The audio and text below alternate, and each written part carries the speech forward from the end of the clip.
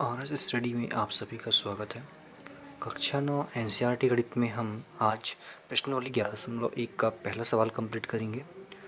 प्रश्न है हमारा, एक दी हुई किरण के आरंभिक बिंदु पर 90 अंश के कोण की रचना कीजिए और कारण सहित रचना की पुष्टि कीजिए।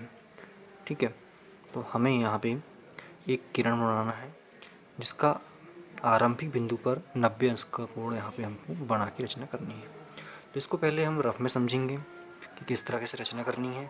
तो सबसे पहले हमें क्या दिया गया है कि एक किरण दी हुई है, यह दी हुई किरण, तो एक हम किरण बना लेते हैं। किरण क्या होती है कि किसी निश्चित बिंदु से किसी एक दिशा में बढ़ाई गई रेखा क्या कहलाती है, किरण कहलाती है। तो इस तरह की हमको स्केल से एक किरण बना लेना है। ठीक है, इसका आरंभिक बिंदु कहा गया है, तो आरंभिक बिंदु क्या रहेगा, ये वाला रहेगा इसका, और इसमें 90 अंश का कोण बनाना है। तो किस तरह से बनाएंगे, तो हम यहाँ पे सबसे पहले किसी भी त्रिज्या का एक वृत्ताकार चाप काटेंगे। तो मान के चलिए कि यहाँ पे प्रकार की नोकीली पिन रखकर हम पेंसिल से इस तरह का एक पूरा चाप यहाँ से यहाँ तक का बनाएंगे। ठीक है, और जो यहाँ पे कटान बिंदु रहेगा, प्रतिच्छेद बिंदु रहेगा यहाँ पे, उसको हम जैसे इसको हम अगर ए बी नाम देते हैं किरण को, तो यहाँ पे बिंदु सी रहेगा हमारा। ठीक है, उसके बाद में अब क्या करेंगे, हम इसी त्रिज्या का मतलब कि यहाँ से यहाँ तक जो त्रिज्या हमने ली है वही त्रिज्या का चाप हम यहाँ पे काटेंगे एक बिंदु सी पर रख के। ठीक है, इस तरह से। तो जो बिंदु सी का आएगा, इसका प्रतिच्छेद बिंदु, यहाँ पे हम इसको कुछ भी नाम दे सकते हैं, जैसे कि इसको हम ई नाम दे लेते हैं। ठीक है, फिर उसी त्रिज्या का, कौन सी त्रिज्या का, जो कि हमने यहाँ से यहाँ लिया था और यहाँ से यहाँ लिया था, उसी त्रिज्या का चाप हमें पुनः इस लाइन पे काटना है। ठीक है, तो हम बिंदु ई को केंद्र मानकर इसी त्रिज्या का चाप यहाँ पे काटते हैं, और इसका जो प्रतिच्छेद बिंदु रहेगा इसको हम नाम दे देंगे क्या, एफ। ठीक है, तो हमने एक चाप यहाँ से यहाँ पे काटा, यहाँ से यहाँ पे और यहाँ से यहाँ पे काटा। पुनः ई और एफ को केंद्र मानकर इसी त्रिज्या का ए से लेकर सी तक जो त्रिज्या हमने ली थी उसी त्रिज्या का चाप हमें एफ से भी काटना है और ई से भी काटना है। तो जो यहाँ पे कटन बिंदु आएगा उसे हम जी नाम देते हैं, और इस पूरी लाइन को यहाँ से यहाँ तक इस तरह से यहाँ पे मिला देंगे हैं। ठीक है, तो हमें जो कोण यहाँ पे प्राप्त होगा वो कितने अंश का होगा, 90 अंश का होगा। तो इसी प्रकार हमको रचना करनी है, तो इसको हम सिस्टमेटिक तरीके से अब हल करेंगे। ठीक है, जैसे कि हमको प्रश्न में कहा गया है वैसे वैसे हम कंप्लीट करेंगे। तो सबसे पहले हमको क्या दिया गया है कि एक दी हुई किरण के आरंभिक बिंदु से, तो यहाँ एक किरण दी गई है हमें, तो हम यहाँ पे एक किरण बनाएंगे सबसे पहले। तो कहे अनुसार हमने सबसे पहले एक किरण ए और बी खींचा, तो इस वाले पॉइंट को हमने यहाँ पे लिखा कि कोई किरण हमने ए बी खींचा। ठीक है, ये हमने यहाँ पे लिख लिया है। अब हमें क्या करना है, जैसे कि हमने डिस्कस किया था कि बिंदु ए को केंद्र मानकर किसी भी त्रिज्या का चाप हमें इस किरण पर काटना है। तो हम त्रिज्या यहाँ पर ले ली है, यहाँ से यहाँ तक की दूरी हम ले ली जो कि निश्चित नहीं है। ठीक है, इसका एक चाप हम यहाँ पे काटते हैं, यहाँ पे नुकीली पिन रखकर एक चाप हम इस तरह से पूरा काट लेते हैं। ठीक है, ये हमने चाप काटा, और जहाँ पे बिंदु काटेगा उसे हम क्या नाम देंगे, सी नाम दिया। ठीक है, तो हमने यहाँ पे जो रचना की है वो भी यहाँ पॉइंट हम नोट कर लेते हैं। तो हमने यहाँ पे जो ए सी पे ए बी पे जो चाप काटा था हमने, ठीक है, वो यहाँ पे हमने नोट किया। ठीक है, सेकंड नंबर पॉइंट डालकर कि ए को केंद्र मानकर, ए को हमने केंद्र माना तथा कोई त्रिज्या लेकर, यहाँ से यहाँ तक की त्रिज्या लिया जिसकी कोई लंबाई निश्चित नहीं है, एक चाप लगाया जो किरण ए बी को सी बिंदु को प्रतिच्छेद करती है। ठीक है, इस बिंदु पर ही प्रतिच्छेद करती है। अब हमें करना क्या है, इसी त्रिज्या का एक और चाप, इसी त्रिज्या का मतलब यहाँ से यहाँ तक जो त्रिज्या लिया था इसी त्रिज्या का चाप सी को केंद्र मानकर यहाँ ऊपर काटना है। ठीक है, यहाँ ऊपर काटना है इस तरह से, और जो यहाँ पे एक प्रतिच्छेद बिंदु आएगा इसे हम कोई भी नाम दे सकते हैं, इसको हम नाम ई कर देते हैं। ठीक है, ई नाम इसको यहाँ पे दे देते हैं। तो इस पॉइंट को भी हम नोट कर लेते हैं यहाँ पे। तो हमने जिस तरह से यहाँ पे रचना की है वो यहाँ पे नोट कर दिया है। बिंदु सी को केंद्र माना हमने यहाँ पे। ठीक है, और उसी त्रिज्या का ए सी, उसी त्रिज्या मतलब ए से सी तक की जो त्रिज्या लिया था जो पहले ली गई थी सेम, जो यहाँ पर ली गई थी उसी से चाप खींचा जो चरण 2 में। ठीक है, चरण 2 में हमने ये वाला खींचा था चाप यहाँ से यहाँ तक, तो इसको बिंदु ई पर प्रतिच्छेद करता है। ठीक है, बिंदु ई पर प्रतिच्छेद करता है। ये हमने नोट कर लिया। अब क्या करेंगे हम, अब ई को केंद्र मानेंगे। ठीक है, अब हमने यहाँ पे सी को केंद्र माना था, अब इस स्टेप में हम ई को केंद्र मानेंगे और इसी त्रिज्या का चाप लेकर यहाँ पे एक और यहाँ पे चाप काटेंगे। ठीक है, और इस कटान बिंदु को हम क्या एफ नाम दे देंगे यहाँ पे। तो इसका हम अगला चरण पद लिखकर या अगला यहाँ पे चरण लिख देंगे इसको। हमने यहाँ पे जो रचना की थी कि बिंदु ई को केंद्र माना, इस बार हमने बिंदु ई को केंद्र माना है और उसी त्रिज्या का जो ए सी, यहाँ से ए सी त्रिज्या लिया था, उसी त्रिज्या जो पहले ली गई थी से एक चाप खींचा, इससे भी एक चाप खींचा। कहाँ पे खींचा? चरण 2 में। चरण 2 में हमने यहाँ से यहाँ तक वो चाप खींचा था, उसी को हमने एक चाप काटा जो कि एफ पर प्रतिच्छेद करता है। ठीक है, इस पर ये प्रतिच्छेद करता है। अब इसके बाद हम क्या करेंगे, अब हम इसी त्रिज्या का ए सी त्रिज्या का चाप लेंगे यहाँ से, इसी त्रिज्या का, और बिंदु ई को केंद्र मानेंगे सबसे पहले और एक चाप यहाँ ऊपर लगा देंगे इस तरह से। ठीक है, और फिर सेकंड बार इस एफ को केंद्र मानकर एक चाप यहाँ ऊपर लगा देंगे और जो यहाँ पे आएगा इसका प्रतिच्छेद बिंदु, इसको हम क्या जी नाम दे देंगे और इस लाइन को यहाँ से यहाँ पूरी मिला देंगे। जो हमको यहाँ पे कोण मिलेगा वो 90 अंश का मिलेगा। तो हम जो चाप काटे हैं उसकी हम पहले रचना कर लेते हैं।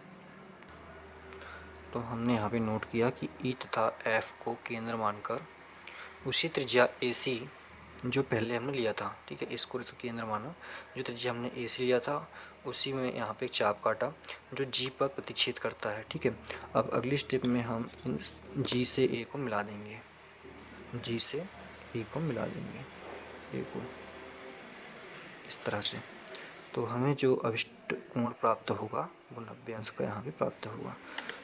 ठीक है, तो हम यहाँ पे लिखेंगे अगली स्टेप में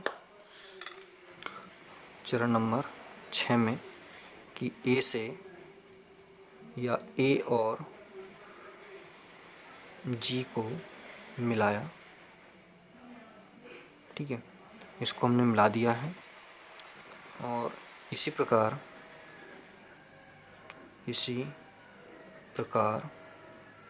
हमें कोण जी ए बी बराबर 90 अंश प्राप्त होता है। ठीक है, तो हमें जो कोण मिलेगा जी ए बी, ये कितने का मिलेगा? 90 अंश का ये मिलेगा हमको। अब इसकी पुष्टि करना है कि ये वाकई में 90 अंश का कोण है कि नहीं, तो यहाँ पे हम प्रमाण करेंगे इसका। हमें इसकी प्रामाणिकता सिद्ध करने के लिए जो हमने यहाँ पे चाप काटे थे उसको मिलाना पड़ेगा। जैसे कि यहाँ पे चाप ई कटा था तो ई से हमने ए और ई से सी को मिलाया, उसी प्रकार ई से ए और एफ को ए से मिलाया और यहाँ से एफ से ई को मिलाया और यहाँ पे जो प्रतिच्छेद बिंदु रहेगा इसको हम कुछ भी एक नाम दे सकते हैं। ठीक है, इसको हम डी नाम कर देते हैं, यहाँ पे डी नाम इसको दे देते हैं।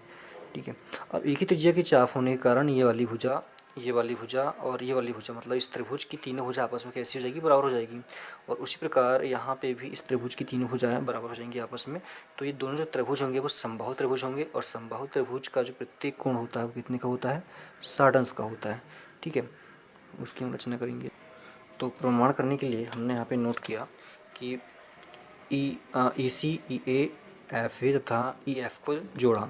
ठीक है, इस तरह से हमने यहाँ पे तीनों को जोड़ दिया है। ठीक है, इस आकृति में हमने तीनों को यहाँ पे मिला दिया है। मिलाने के बाद में यहाँ पे हमने जो त्रिभुज बनेंगे वो कितने के बनेंगे? यहाँ पे 60 अंश बनेंगे, ये समबाहु त्रिभुज है। तो यहाँ पे सबसे पहले करना क्या है, हमको हम देखना है कि ये वाली जो लाइन है, ये वाली यहाँ पे 90 अंश का कोण बन रहा है। तो यहाँ पे हमने डी दे दिया है, तो हमें सिद्ध क्या करना है? कोण डी ए सी ये हमको सिद्ध करना है। और ये कोण दो कोणों से मिलकर बना हुआ है। कौन कौन सा? डी ए ई, कोण डी ए ई। ठीक है, यहाँ से डी ए ई, ये छोटा वाला कोण और ई वाला कोण मिलकर बना है। और कौन सा? ई ए सी प्लस कोण ई ए सी, ये दो कोण मिलकर ये कोण बना हुआ है। ठीक है, इसको हम समीकरण नंबर 1 कर लेते हैं। अब हम देखें अगर तो यहाँ पे त्रिभुज जो है ए ई सी तथा ए ई एफ दोनों कैसे त्रिभुज हैं? समबाहु त्रिभुज है दोनों, है ना। तो हम यहाँ पे सबसे पहले लिखेंगे कि जो हमें त्रिभुज मिला हुआ है, त्रिभुज ई ए सी एक समबाहु त्रिभुज है, एक समबाहु त्रिभुज है, ठीक है। क्योंकि ये त्रिज्या एक ही त्रिज्या के चाप है, क्योंकि एक ही त्रिज्या के चाप हैं ये, ठीक है। इस तरह से इसको प्रमाणित कर दिया। अब समबाहु त्रिभुज की प्रत्येक कोण 60 अंश का होता है, ये हम जानते हैं, इसलिए ये हम लिखेंगे, हम जानते हैं कि समबाहु त्रिभुज के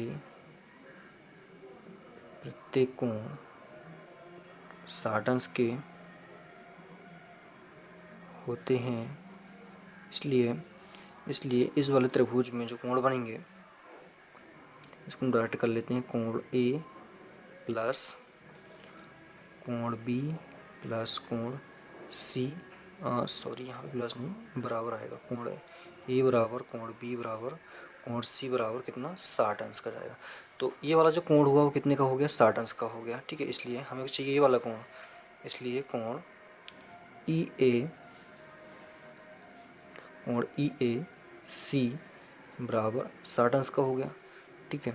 अब आएंगे इस वाले त्रिभुज में, हम इस वाले त्रिभुज में आएंगे तो यहाँ भी आ जाएंगे कि त्रिभुज एफ ई ए समबाहु त्रिभुज है, एक समबाहु त्रिभुज है, ठीक है। इसलिए इसका जो कोण रहेगा, कोण एफ ए ई, ठीक है, ये वाला एफ ए ई, ये भी कितने हो जाएगा, 60 अंश का कोण हो जाएगा, ठीक है। ये 60 का हो जाएगा, लेकिन इसका आधा हमको चाहिए, समद्विभाजक रेखा है इसलिए इसका आधा चाहिए, ठीक है। तो जो जो डी, ये वाली जो रेखा है डी ए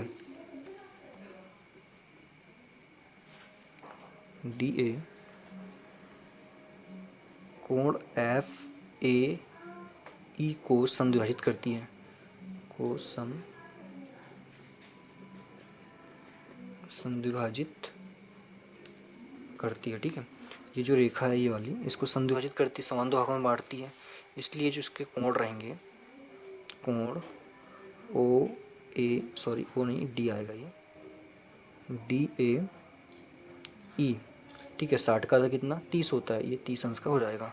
और समीकरण एक क्या था हमारा, समीकरण एक में मान रखने पर, समीकरण एक क्या था हमारे पास में कि कोण डी ए सी बराबर कोण डी ए ई प्लस कोण ई ए सी, ये था। तो हम सबसे पहले डी ए ई का मान रखेंगे, तो डी ए ई कहाँ पे मिलेगा हमको, ये वाला डी ए ई, इसका 30 अंश कहाँ, 30 अंश प्लस ई ए सी का मान 60 अंश, तो ये हो गया हमारा टोटल जोड़ के 90 अंश, ठीक है। तो कोण डी ए सी जो है वो 90 अंश का कोण यहाँ पे निकल गया। तो डी ए सी कहाँ पे बन रहा है हमारा, यहाँ पे डी ए सी, ये लिखा यहाँ आगे तक बढ़ाई गई है, तो ये पूरा कोण कितना चाहेगा, कोण ए बराबर 90 अंश, ये हमको सिद्ध करना था, इति सिद्धम। इस तरह से हमारा प्रथम सवाल कंप्लीट होता है। अगले वीडियो में हम प्रश्न क्रमांक 2 करेंगे। धन्यवाद।